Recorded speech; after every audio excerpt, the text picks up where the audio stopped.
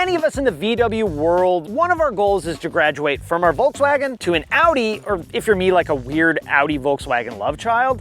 But the top of the mountain is owning a Porsche. This is a 2002 911 4S with about 65,000 miles on it. And my quest for a Porsche actually started by looking at a first-gen Cayman. I thought for sure I'd be able to find something under $20,000 that was pretty decent. And if you know how terrible Facebook Marketplace search actually is, you know that I got some Caymans and I got a whole bunch of 996s that popped up as ads. And after searching for like 2 months, I found this one for 20,000 bucks. Now, if you want to get into a Porsche for even less money, look at a cabriolet, because they're like $10,000 cheaper. Even though I love convertibles, not in a Porsche. And while this one looks awesome, it's got a couple of things that I gotta make sure I mention to you. One, it is a salvage title from a wreck back in 2003. Also, she's not perfect. She's got some bumps and bruises like this that we're gonna need to address. Now, I'm new to this platform, so down in the comments, let me know, what are some really common issues that people have with this generation of 911? First and foremost, I took all these covers off to inspect, and I found the thing I hate so much. Don't do this. So this is, I believe, where the factory amp plugged in. We have an aftermarket amplifier here, so I understand why they did it. I just hate it, it bothers me. In fact, these they didn't even need to cut these. Definitely looks like she needs a brake fluid service, yeesh. Spare tire, look at it, it's got the cool orange wheel for the Space Master. Not a whole lot to see other than there's no engine. Let's go to the cockpit. Something I find awesome, but a lot of people might hate about this car, is that it really feels like you're in a mid-2000s Volkswagen. Case in point, look at the foam just begging to be released behind the vent, the foam bits on the floor, and all these bits that I collected from the passenger side. This is giving me PTSD from pulling the dash on the R32 and refoaming all those blend doors. I don't want to have to do this job on this car, by the way. This car also has cup holders right above the radio, super Mark IV vibes that you probably can't put anything but a can in. According to the Germans, you're supposed to be driving, not drinking. But what's really awesome is the headliner in this car is not falling down. One advantage, sort of anyway, about the 911 over, say, the Cayman is that it has back seats. You don't want to sit back there, but the seats are there for maybe your backpack or something. Also, I was driving this the other night. I think it was like the first time I had driven it with the lights on. The color of the illumination of the cluster and the font they use for everything, I'm pretty sure is exactly the same as my 06 Touareg. Look, it's a spicy Volkswagen. I'm sorry if that hurts your Porsche enthusiast feeling. It's just a spicy Volkswagen. I don't love everything about the interior of this car, I'm gonna be honest. The buttons feel late 90s Pontiac to me. Again, like I've said a million times, this feels like a mid-2000s VW, because it basically is. In general, I'm not a huge fan of black wheels. I actually think these look pretty decent on a silver car. We do have tires from 2018, so those gotta go, but fun fact, these are 295, 30, 19. This whole car's got a fat butt. Black wheels seem to be pretty controversial, which kind of feels like this whole 911 altogether. So this is the first 911 that was water-cooled. I'm sure the chaos of moving away from air-cooled was similar to how the Corvette people were when they moved to a mid-engine car. But I gotta tell you, I think this car has aged awesome. I don't mind the headlights, and the rest of the curves scream 911. To me, there's not many more iconic silhouetted cars than a 911 and a Volkswagen Beetle. Now, when we move back to the engine, the only mods this car has is this intake boot. Normally there's another little boot that goes right here. Otherwise, as far as I know, it's stock, except the exhaust. Speaking of exhaust, the way this car sounds might actually be my favorite part. While this looks super cramped, keep in mind most repairs on this engine are either gonna go from the wheel wells or this is powertrain out, right? This is nowhere near as nightmare fuel as that V10 TDI Touareg, but pretty much if you're doing anything meaningful back here, you're pulling the engine out anyway. It's just a little bit more intimidating maybe than it actually is. So, I've made a lot of comparisons to this, and I'll be honest, some of that is like just a joke, but I gotta tell you, driving this car is awesome. I also immediately turn the traction control off generally, anytime you wanna get a little spicier than normal, but like, it sounds awesome. The torque curve is great. Is it a 911 turbo? No. Is it a GTRS?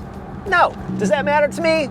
Well, yeah, because those are all well above my pay grade, and this one obviously is a little bit more reasonable, but It drives so good. This one's all-wheel drive, which a lot of people make these rear-wheel drive, kind of enjoying it as is, but the only thing really holding this car back at this point, I have yet to buy or get new tires, but like, in this, being a rear engine is a flat 6. Never owned a car with that engine. Even naturally aspirated, it legit feels like, let's go harder. It's taking every ounce of restraint I have not to just keep going. Now, I made some jokes about the 996 being the Mark V of the 911 world, largely due to maybe the controversial fried egg headlights. But really, it's far more like a Mark IV than I think most people really want to believe, including the price point. Check this out.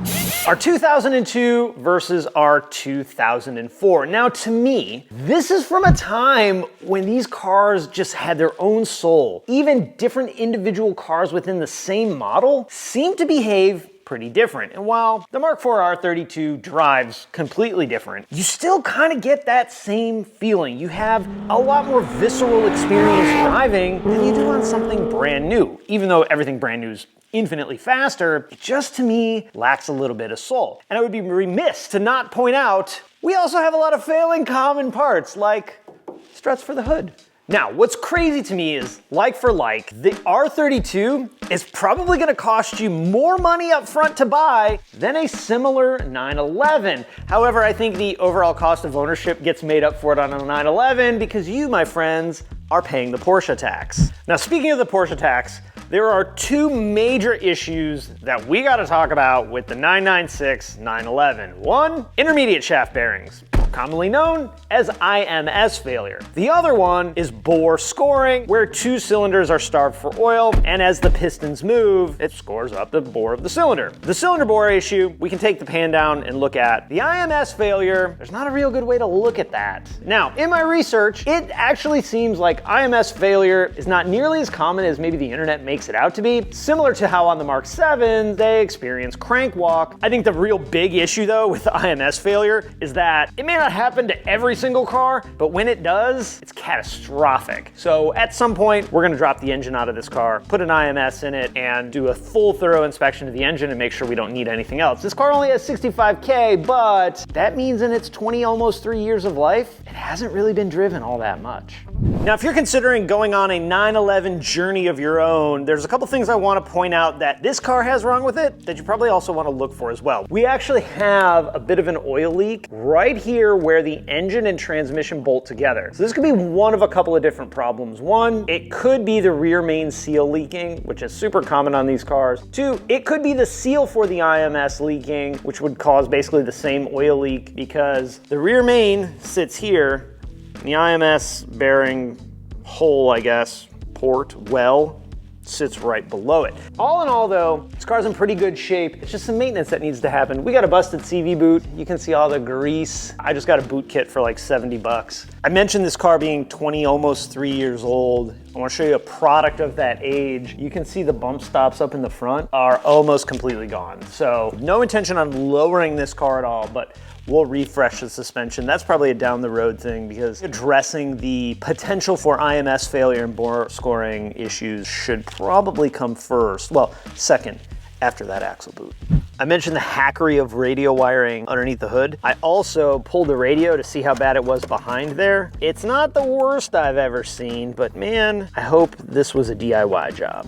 Okay, you might be wondering how VW guy Charles ends up with a 911. Well, to me, it's a natural progression, right? You graduate up into the Porsche world. I really like German cars. It's what I know how to work on. It's what I've spent my whole career working on. So I feel pretty confident in that repair space. And I wanted something a little bit different. I never set out to buy an all-wheel drive one. That just kind of happened. So I found one that wasn't crazy expensive. It's not a garage queen. It's never going to be. I wanted something I could jump in, drive it wherever, and not worry about a tiny little rock chip or something like that.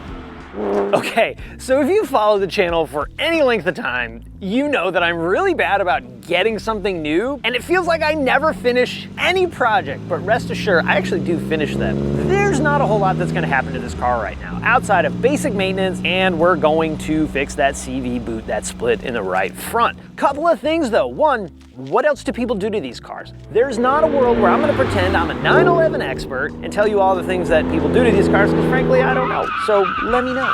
Supercharged, turbocharged, put tires on it. Also, we have a few other projects in the hopper that are definitely gonna come first. We have a flooded Beetle that is gonna be good. We have Wookiee 1, the TTRS of Wookiees in the Woods, and most importantly to me, we're still in the VW family. We have a Mark IV R32 that's just aching for that turbocharger, and so that's probably gonna be the next big one. In the meantime, I think we're just gonna put some tires on this thing and rip it. Actually, I'm gonna rip it first because we gotta give these babies a proper send-off.